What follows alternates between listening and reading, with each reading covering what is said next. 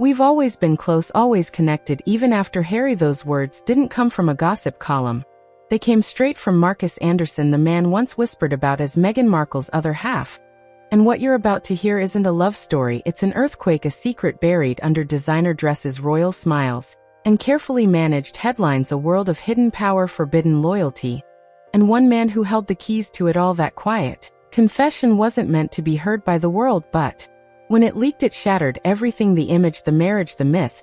Because if Markus was telling the truth, then Meghan's fairy tale with Prince Harry was never built on innocence, it was built on history, on secrets that refused to stay buried. Before the crown, before the fame, before the prince, there was Markus, the architect of her rise, her mirror, her guide, and the one who knew every weakness, every ambition. So when he finally spoke, the illusion cracked wide open, reminding everyone that the deadliest betrayals don't come from your enemies, they come from the ones who helped create you.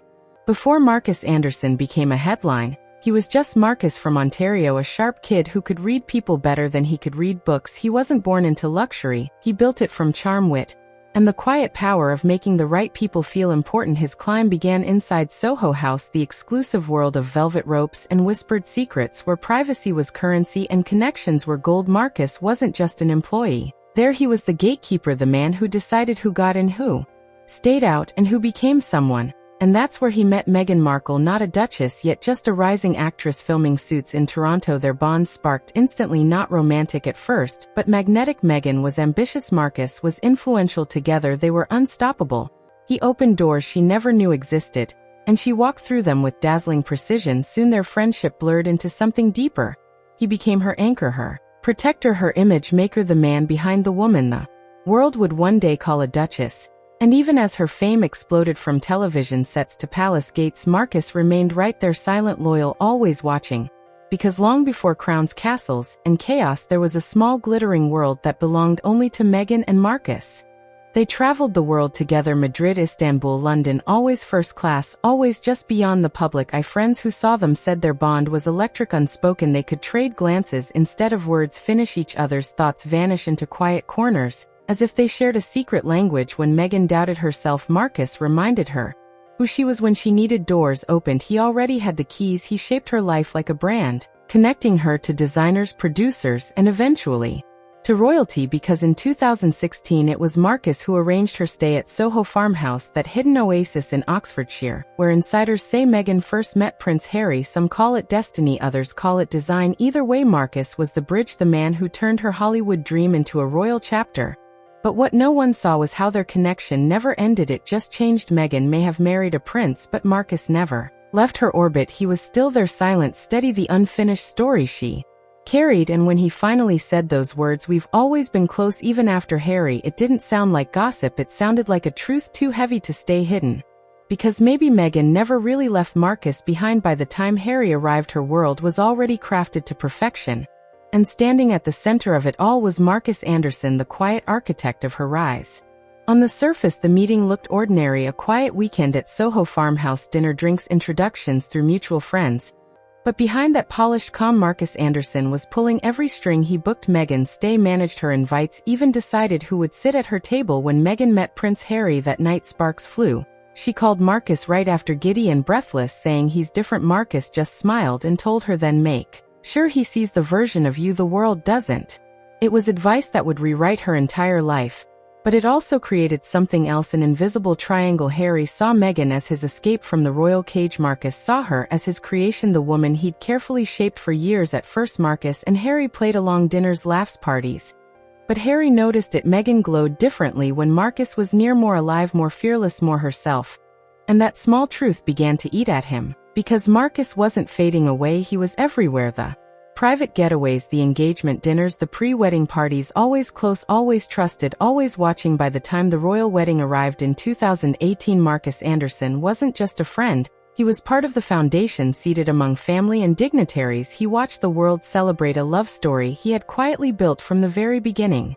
Even on that perfect day when the world cheered for love, the whispers had already begun. Palace staff noticed Meghan taking Markus's calls late at night, his name slipping into schedules, trips, and dinners. Every time she felt overwhelmed, it was Markus she reached for, not Harry. To the public, he was an old friend. But behind those palace walls, Markus was a quiet storm. Harry tried to ignore it. He wanted to trust her, but unease crept in a deleted text a lunch she brushed off a tension he couldn't name. One aide remembered hearing him mutter, "Why does he still need to be around?" Meghan's reply cut deep. "Because he's the only one who's never left." That line haunted him. Even after they fled to America, Markus never vanished. He was there at baby showers, private dinners, quiet celebrations. The connection only grew.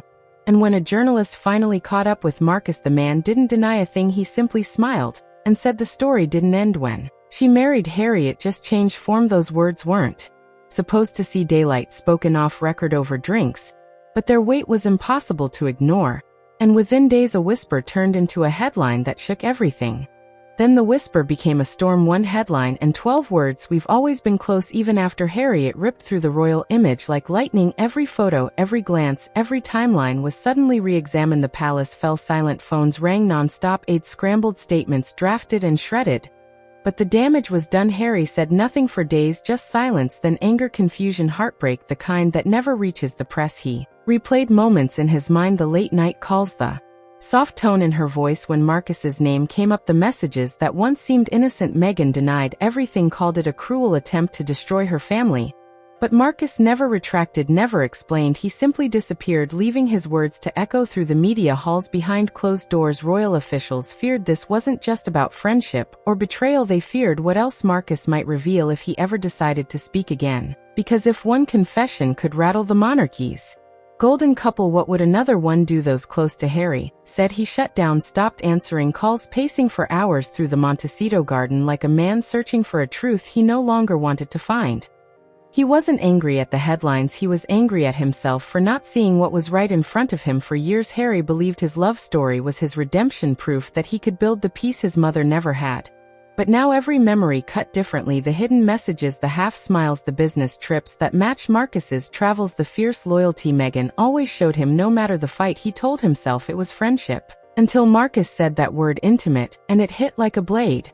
Insiders said the tension between them became unbearable, the shouting, the silence, the nights that ended with one name, Markus. One evening Harry found a folder on Meghan's laptop, photos from her old life in Toronto, before the palace, before the crown.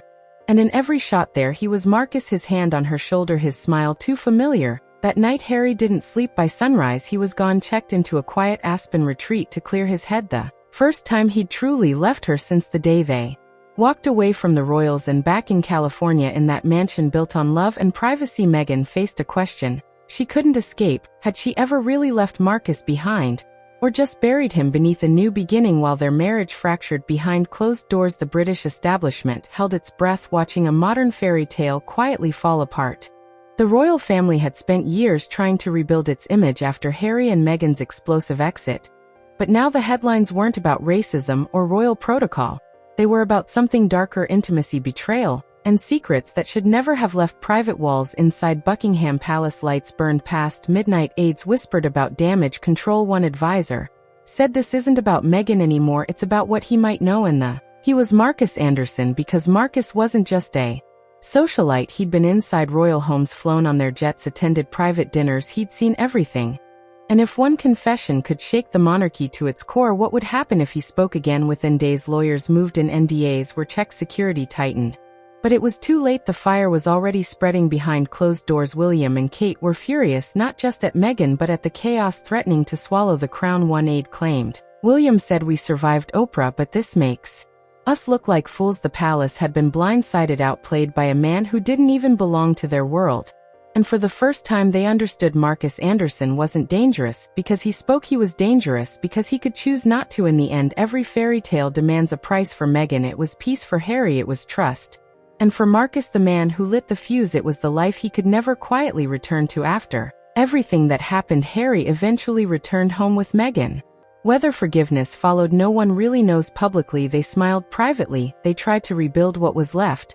But those close to them say something inside their marriage shifted forever. An invisible line neither dared to cross again. Meghan, once surrounded by friends and endless support, grew quieter. Her circle tightened, her trust faded. And Markus, he disappeared into the same shadows he once controlled now. And then he's seen in London cafes, calm, composed, with that knowing smile that makes people wonder what else he might still be keeping. The world moved on. But the question never did, was Markus telling the truth? Or was it revenge? Was he protecting Meghan or freeing himself from her grasp? In the end it didn't matter. Because his confession exposed something far bigger than a royal scandal. It stripped away the fantasy and revealed the truth behind every crown, every title, every carefully staged smile. Beneath all of it are fragile people holding secrets too heavy to carry, and sometimes it only takes one sentence to bring the whole illusion crashing down.